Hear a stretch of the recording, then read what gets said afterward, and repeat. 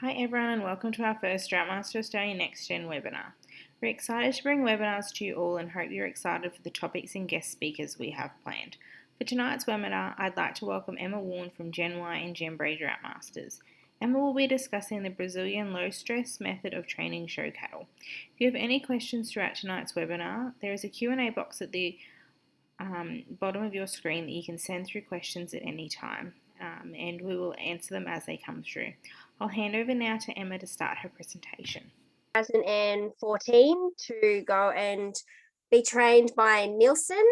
He came all the way over from Brazil, and there was a couple of courses run at Glenlands and at Brett Nobbs's, and I was able to go to the Glenlands one.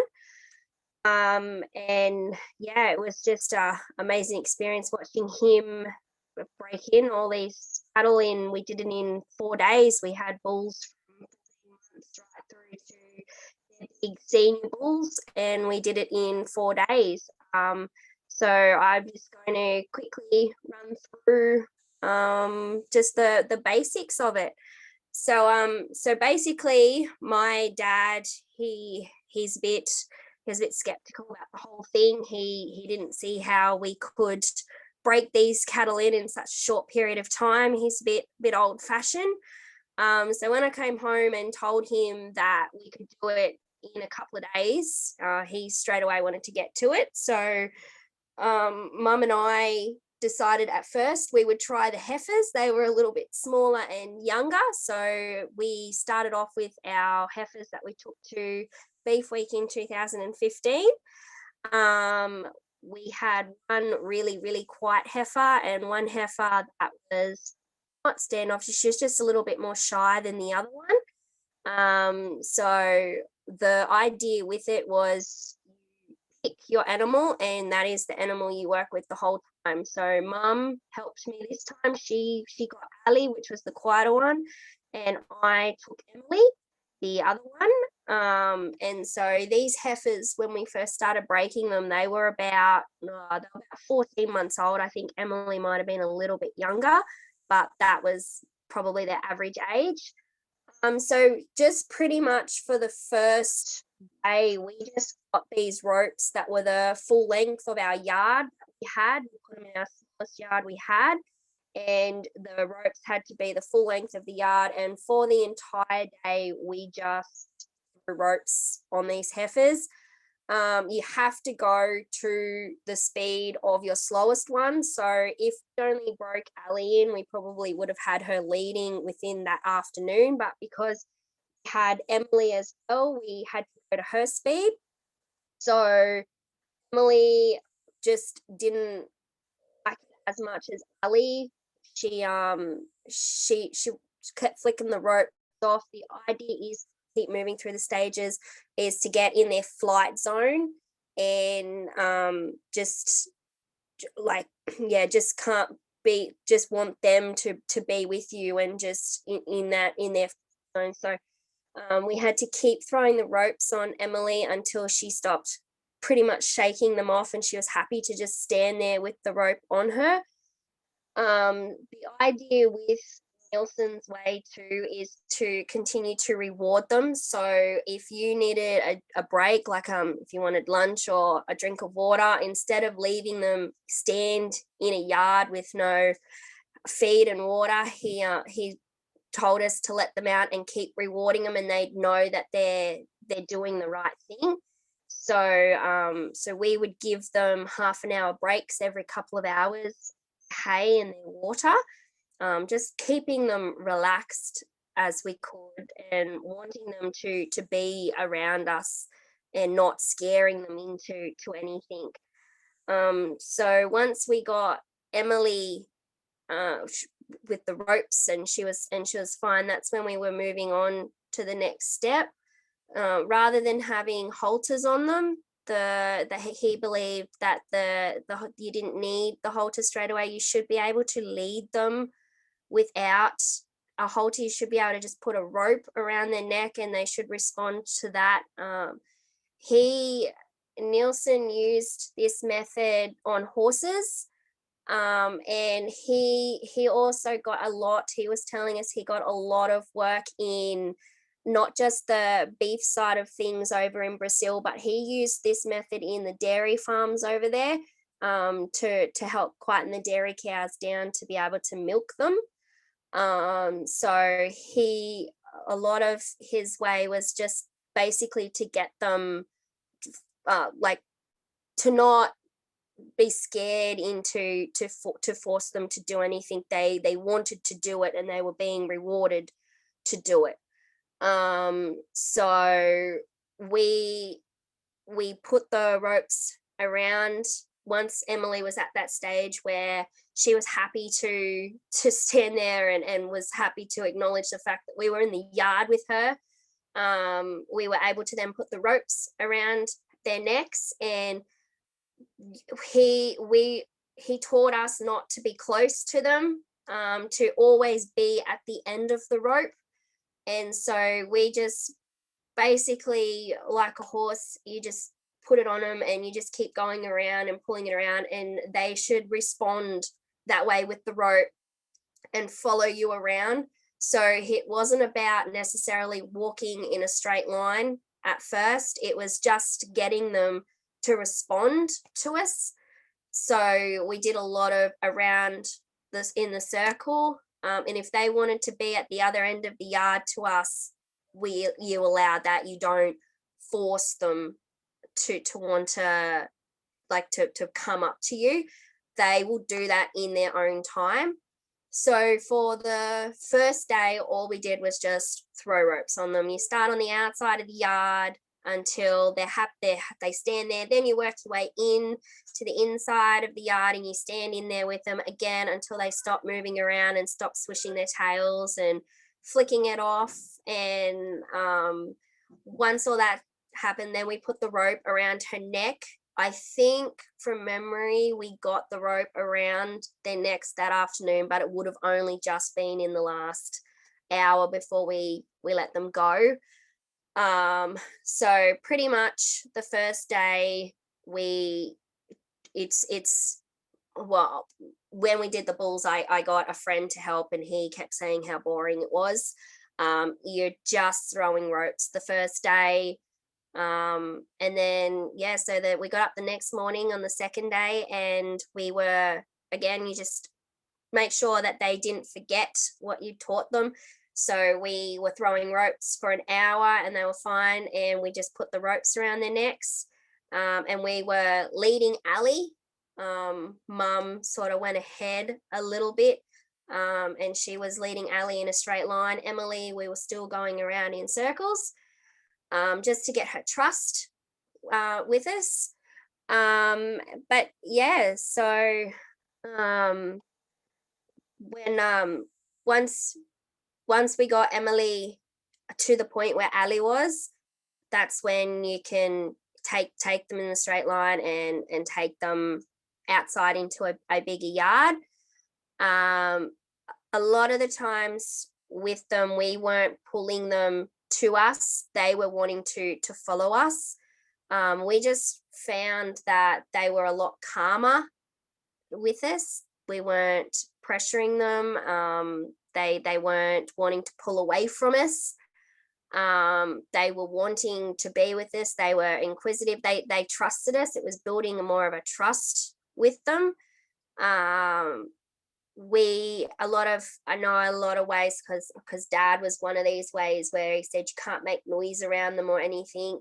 You got to be quiet around them. You don't have to do that. We actually have a little fluffy dog that was over there the whole time with us, and she was barking and carrying on. So yeah, it's building the trust with them. So yeah, we didn't put a halter on these heifers leading up to this. They've never had anything on them. So once we got to them leading in a straight line, that's when you could put a halter on them. Now that I found was probably the hardest bit in it all, was getting the halter on them at first, because again, you couldn't just force them to do it. They wanted to do it. They wanted you had to get their trust up that they wanted to put their noses in this halter. Nielsen taught us how to make our own rope halters without chains, because Hazel was a little bit concerned that the chains clinging and stuff was a little bit off-putting for them. So he taught us how to make our own halters. So we made these rope halters. They're just your horse halter. They were nothing flash. And so again, Ali was quite happy to do that straight away. Emily took a couple of hours of convincing, but once he got the halter on, he didn't want to be leading off them straight away. It was just to get them used to it. I found doing it the other way, that they'd spend a couple of hours throwing their heads around and carrying on. They didn't seem to do that this time. They got their halters on, and it's like they'd had their halters on for 12 months. They didn't throw their heads around. They didn't try and bunt or like carry on or anything. They were actually, it was a real eye opener. Seeing them like that. Especially when we've done it for so long the other way and drag ropes and stuff. So yeah, we kept them in the smaller yard for as long as we could, because the lead ropes were made for that particular yard. So if they did pull, they weren't pulling away from us. They would just walk to the other end and turn around and see that we still had the hold of the rope. So yes. So no, that's just Mum with Ali showing off. After day 2, this was into day 3, we actually had these heifers leading in our laneway. So this was taken, we were at Billabong Station here, and this is one of the laneways into the yards. And so this was by day 3. These heifers had never had a hand on them before. They'd never have halters on before.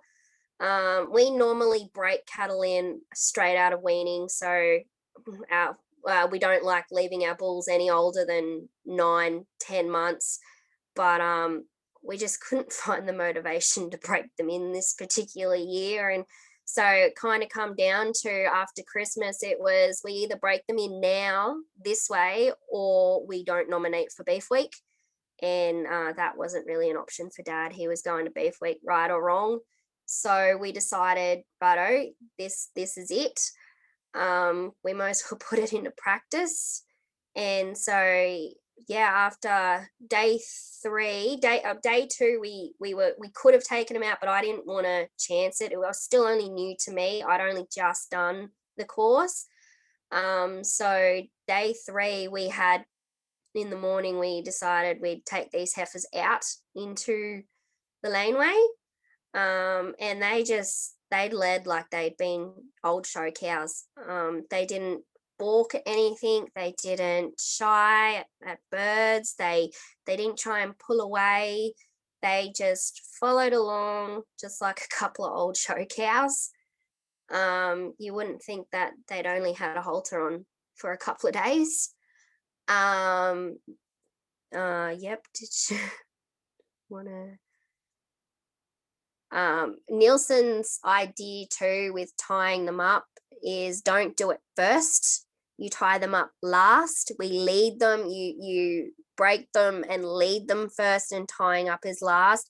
But he also, his way of thinking too, don't tie them short. He just thought that was forcing them again to do something that they didn't really want to do. So we used the whole rope to tie them up, and they were able to, if they wanted to, turn around and face their mates behind them, they could, sitting down, anything. He just, but he did say when we tie them high, don't tie them down low. So yeah, it's you have to sort of see it to believe how it goes. You try and tell people that you can break them in 2 or 3 days, and they're like, oh, but yeah, it's he was amazing with them. And then taking it home and putting it into practice ourselves was pretty amazing. Um, we did start off easy with the heifers. The bulls were a bit harder, only because they had that bit more weight behind them. But yeah, so we just yeah, so he told us to tie them long, and just basically let them. It's not forcing them to do something that they don't want to do. It's getting their trust, and yeah. So a lot of Nielsen's way too was rewarding them. So we and spending time with them. So we took them outside, and you just let them be cows. You let them see you constantly all the time in their own natural environment. So if like cattle graze, so he said take them out on their leads, and you just follow them. If they want to go for a drink of water, you just follow along behind with them. If they want to just lie down, just sit there with them. A lot of it was just letting them do their own thing, and letting them be them. And so a lot of his way was once they got the trust that you could trust to take them out, and they were at that stage of just letting them walk around their paddocks and grazing around, um and yeah, just basically letting them be cattle. um they we'd done the heifers, I thought that we'd have a go at these bulls. So our bulls are a little bit older. I think they were about 15, 16 months old, our three bulls we did. And we did have one bull that kept getting away from us. He done it on me. And so dad had to go with him, and he got away from dad a couple of times. And then my friend had to go. He was fairly strong, and he got away from him as well. So we were at this bull that he wasn't going to make it to the shows. So this was our last resort with the bull. This one was our quieter fella in the team at the time. But so yeah, we dad did say if it's gonna work, it's gonna work on Isaac.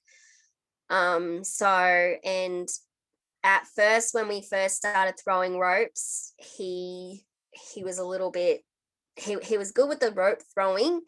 It was once we got the rope around his head that he realized we were trying to lead him, and he wasn't in for that. Didn't want to borrow that because he'd already got away from us so many times. So he tried to pull that, but every time he'd go to the other end of the pen thinking he got away from us, he'd turn around, and dad had Isaac. We had he dad would still have hold of him. So the idea is to with it, which if there's anything I'd change this part about it. If you have 5 bulls that need breaking in, you need 5 people. And if you pick a bull or a heifer, if you pick the animal, you have to have that animal the whole time.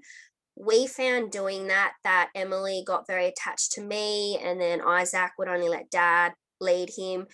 They got, because we got spent so long building the trust up with the animals, we found it hard then when it came time, especially because dad led them at beef week, that Emily was sort of looking for me. So we did say, because we haven't actually broken cattle in since beef week 2015, so we haven't had to trial it again. Dad did say that if we did it again, we'd mix it up a bit. We'd wait until they were at the leading stage, and then instead of me leading one particular animal for the whole 3 or 4 days, that dad would lead her or him once, and then we'd swap. We just found that they got too attached to the one person that did break them in. But that was really the only downside we did see to it. Everything else, we couldn't really criticize anything else. And it's really, really time consuming. If you're going to start it, don't think it's a couple hour job and you'll be able to go and fix a fence or a water trough or something. You have to, if you commit and you're going to do break-in this way, you have to commit for the period. If you've got a heifer that's going to break in 2 days, great. But if you've got a bull that's going to take 5 to 7 days, you can't put him in the paddock and be like, I'll come back to him tomorrow, I've got something else to do. You have to put the time aside, and you have to constantly do it, because once they're broken, that's it. You don't have to go back to them. We were a bit worried that you're going to go and do all this work on them for 3 or 4 days and then give them a couple of days off and then they forget, or you got to start again with them. That was one thing that Dad worried about. But once we broke them and they were leading and we had trusted them enough that we could give them the day off, we went back the next day just to tie them up and brush them and wash them. And they hadn't, it was like they'd already been to a show. They were just remembered everything. They had it, like the trust that you build with them.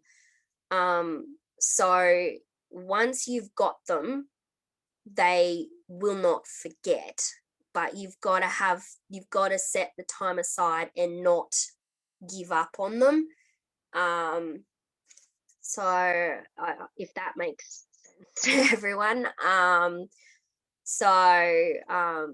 Yeah. Oh, the little fluffy dog was helping out. They just see, like, they're just calm. We could leave any gate open to anywhere when we were leading them, and they just didn't want to walk through it. They were happy to sit with us. Actually think they're at one point, I'm not sure, I can't remember if I added the photos, but I think at one point Dad went one afternoon and went and got an esky full of beers for him and Matt, and they were sat down. They had little plastic chairs and they kept moving their chairs around. If the bulls would walk off to go and graze somewhere else, they'd pick their chairs up in their esky and they'd go off together.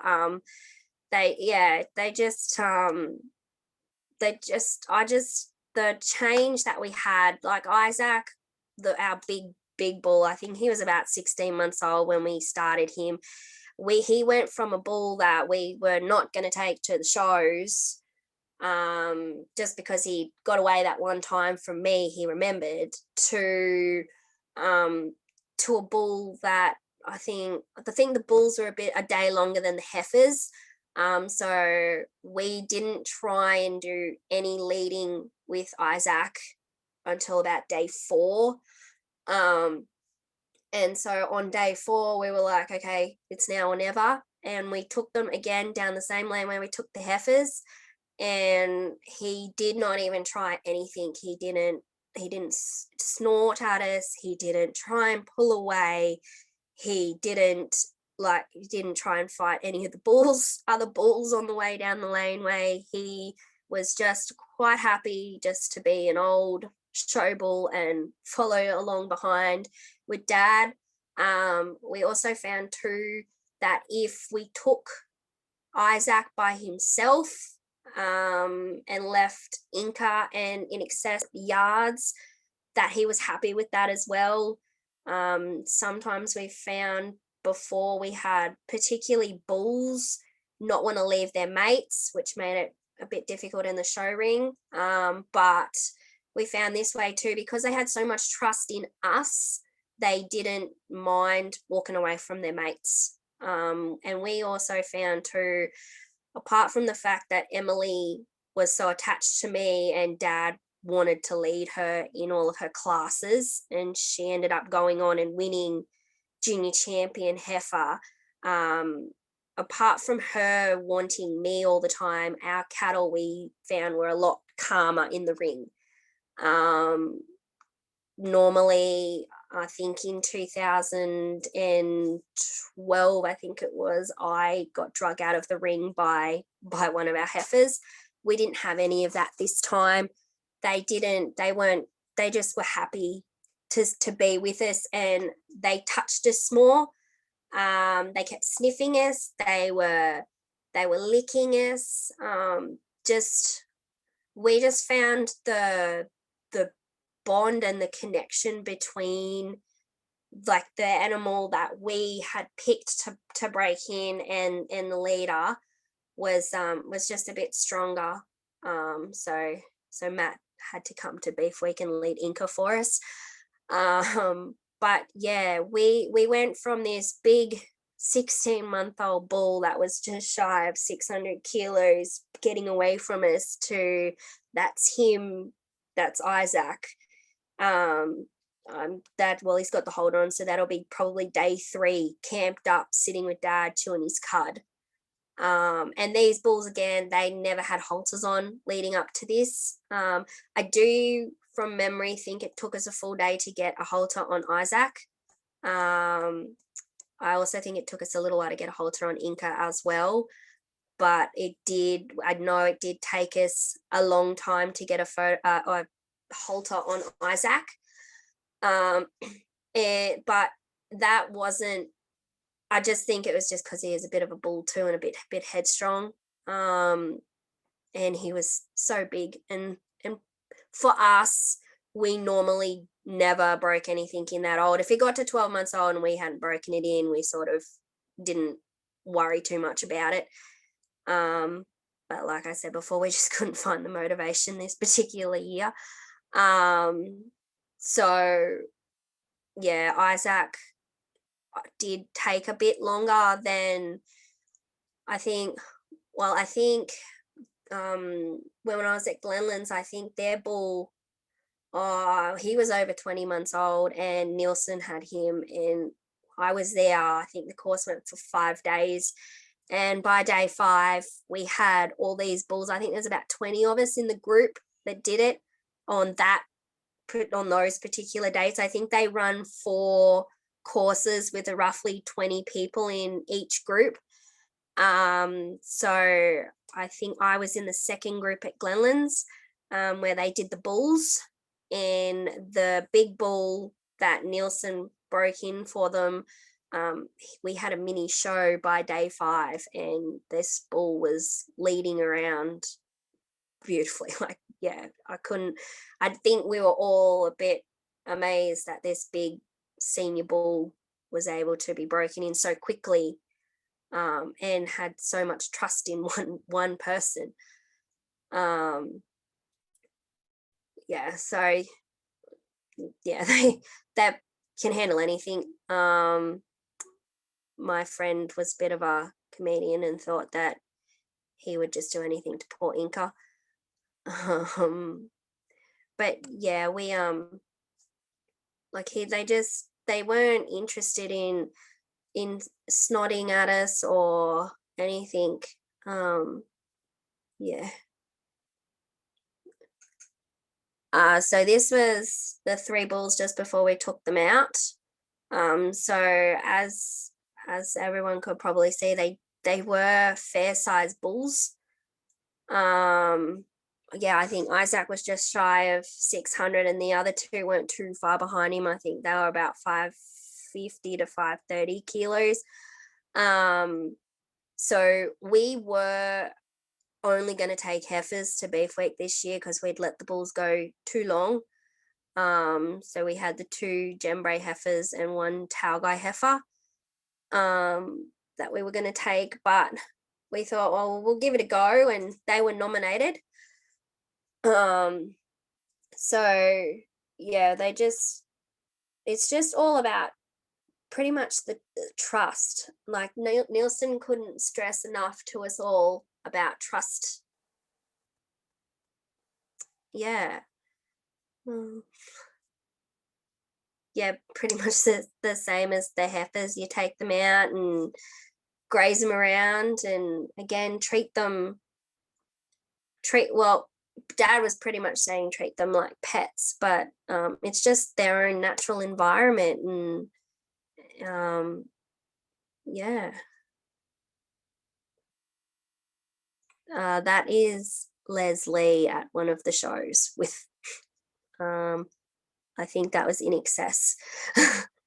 um, yeah, they just, I don't know, I suppose I just keep saying the trust that they had in us, they didn't, nothing phased to them. Flags could be flapping, like they, as long as they were touching us, we found they touched us a lot more.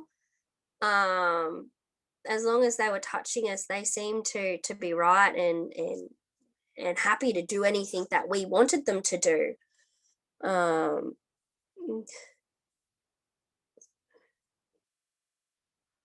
um, I put these photos in as well, just like like I said, Nielsen also breaks in horses, and he did a lot of dairy cows in Brazil to get them to milk. So we actually had an old sire at Billabong.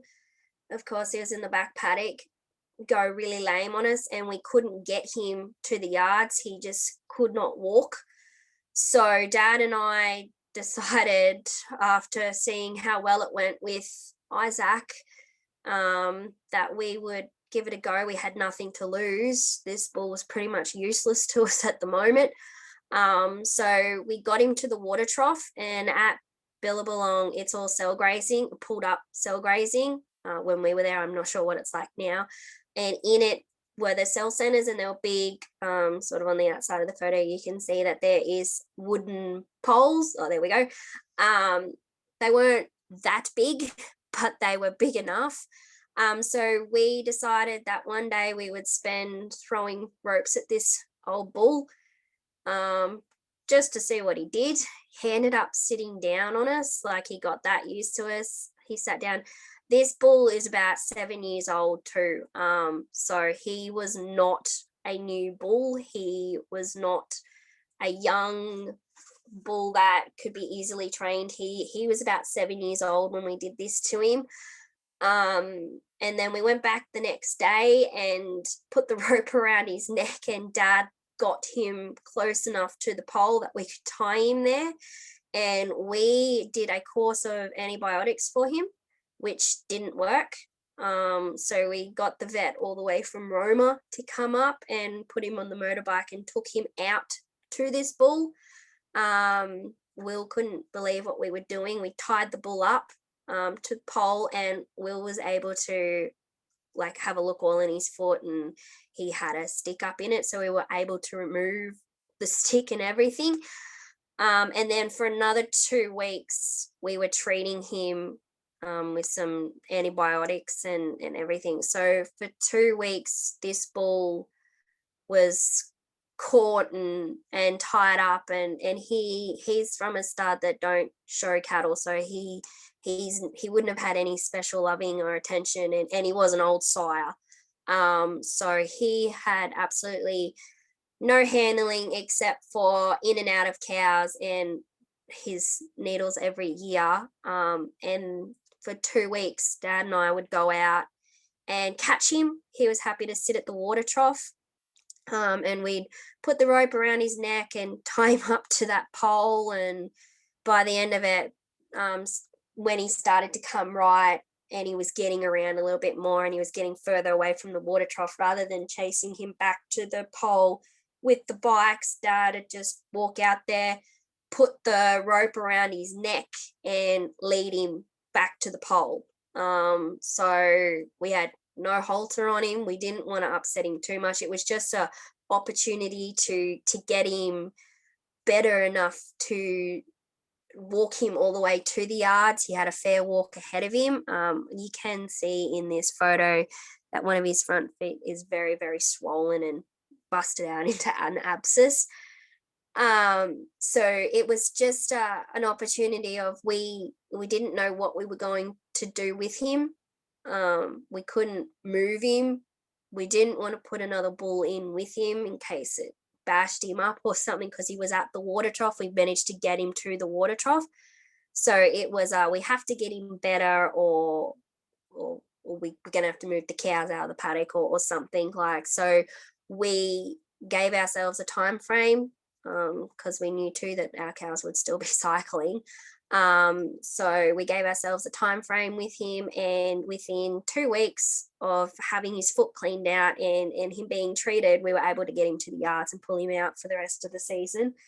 But yeah, we just, if I didn't go and experience what I did with Nielsen, yeah, we don't know, this poor old bull, we'd have to slowly hobble to the yards each day, and that would have been not nice for him either. So he had a bit more of a trust with Dad than me. I wasn't going to go near a big 7-year-old sire. So yeah, he got to the point where Dad didn't even have to start throwing ropes at him. He could just go up and put the rope around his neck, and the whole bull would get up and follow along behind, and Dad could scratch him in the ear and around the head, and it sort of became a bit of a show and tell for Dad too. If somebody had turn up, Dad would take me out and be like, "Oh, come have a look at my bull," and they'd go out and needle the bull together. And I think the vet, he'd seen a lot of different things being a vet around Roma, but he'd never seen anything quite like this. When we said to him we were going out to treat a bull in the paddock, he didn't know what to expect. And when we got out there, and this bull, there was no panels or anything set up for him to go into, he couldn't believe that we had caught this bull and had him just tied to just that little pole there, and he was able to get underneath the bull and lift his foot up and have a good look at it, and the bull was just happy to stand there. He'd never seen it in all of his years of being a vet. He'd never experienced anything like that. So, and he did say when he left he didn't want to experience it again. But he was yeah, really pleased that he had, and he started asking questions about it, and yeah. So I think when we were able to treat this poor old fella in the paddock, that's not only was Dad sold after seeing Isaac, and we got him in the ring at Beef Week and he placed up in his class, and but then we were able to treat this bull 6-7 months later. I think, yeah, if we ever break cattle in, Dad has said we would do it this way. We work all of our sale bulls this way. Every year Dad brings them up for 2 or 3 weeks leading up to the sale. And this last sale I was pregnant, and this year I had a baby, so haven't been able to help Dad for the last couple of years. So Dad's done it by himself the last couple of years, and he's thrown the ropes. He's gone from throwing the ropes by himself to brushing. I think this year he could put a broom on all of the bulls. So yeah, we not only do it for show cattle, but we also paddock bulls and our sale bulls get the same treatment. I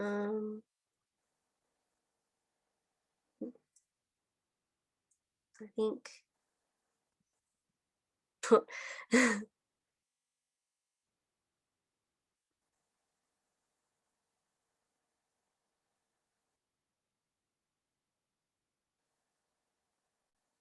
any questions or anything that anyone has that I may have gone over really quick that someone wanted to come back to, or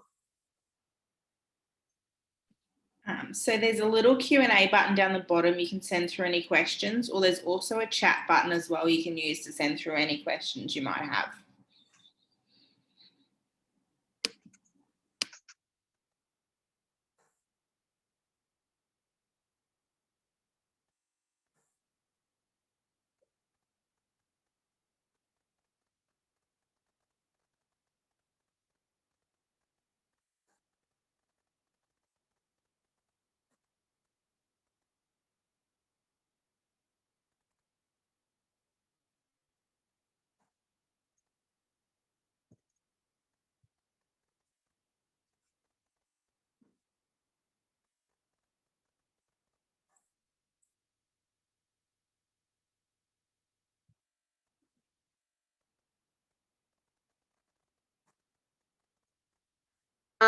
Nielsen, so I've just been asked, would I break in just one or always as a group?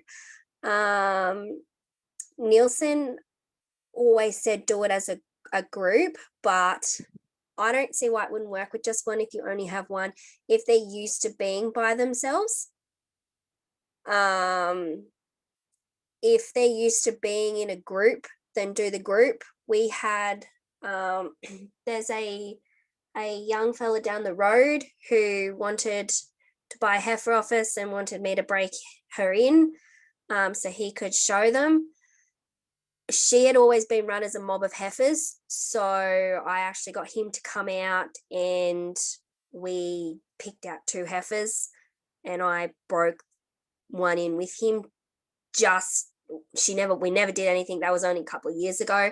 She went straight back out in the paddock where I eyed her and went out, but he now shows his heifer. The name, so I do know his last name. I do have him on Facebook, but I can't pronounce it. He is Brazilian. So it is a Brazilian name. It starts with a D, and that's I'm not sure on the pronouncing. I'm not even gonna try. Sorry, but he only come over in 2014 for November, December, and it was here in December. Brett Nobbs organised him to come over, and he did 2 groups at his place and 2 groups at Jason Childs. The groups filled up pretty fast. My dad was pretty well onto it, so that's how I got in. Can I explain more about throwing the ropes at the beginning? Okay. So pretty much if you have a yard that is 2 meters long or wide or whatever, you get, it's just go to Bunnings and you just don't get the tiny fine stuff, because this is the same rope that you will lead them with. I don't know, there was a close-up of Inca with all the ropes around him, so you could see the size of the ropes we were using, and get the soft stuff so you don't get rope burn. You just start on the outside of the pen first, and you throw the rope over the fence to them. At first, don't touch them. You just land it beside them on the ground, wherever. Just don't touch them. If they walk under it by accident as you're throwing it and you can't help it, that's fine. That they did that, but don't go to bullet a gate and throw it at them straight away, because you're trying to get their trust. That's just going to scare them straight away. So you start out throwing the ropes at them. Once they're used to the ropes and you're in their flight zone and they're not shaking their heads at it, or they're not kicking out at it, or they're not trying to walk away from it, that's when, still on the outside of the pen, throw it on them. Again, once you've got their trust and you've got, like, they're not going to move away from the rope, they're happy for the rope to be on their backs or on their heads or something, then you go into the pen with them. Once you're in the pen, you throw again, because you're starting something new with them. Start throwing the ropes on the ground, get them used to you being in there, get them used to something different. And then once they're used to that, that's when you throw them on them. Start back against the fence, leaning on the fence, then slowly start working your way in them. He described it as desensitizing. So once you've got the trust, you can pick up both ends of the rope and rub it all over them. But if they don't like it, if you pick it up and they don't like it and they walk away, don't keep doing it. Drop one end of the rope, let it slide through them, start again. It's not about forcing them and letting them go to the pace you want. It's about going to the pace that they want. is there any books or YouTube on it? I don't think so. I think it was a one-off for a few people, and it was kind of like first in best dressed system with him. He doesn't teach it very much. He did give a couple of us who did it permission to teach it. I'm one of the ones. I've got a certificate off him to say that I can teach it in Australia. I can teach it in youth camps, and I can teach it in schools that are interested.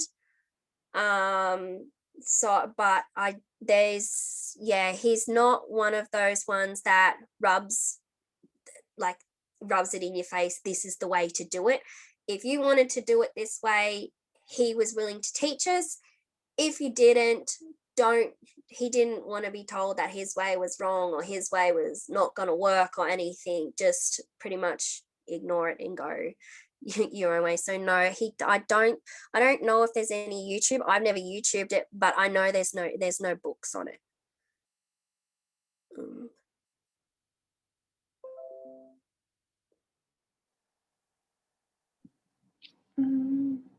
Yeah, so if there's any more questions for Emma at this stage, just send them through quickly. I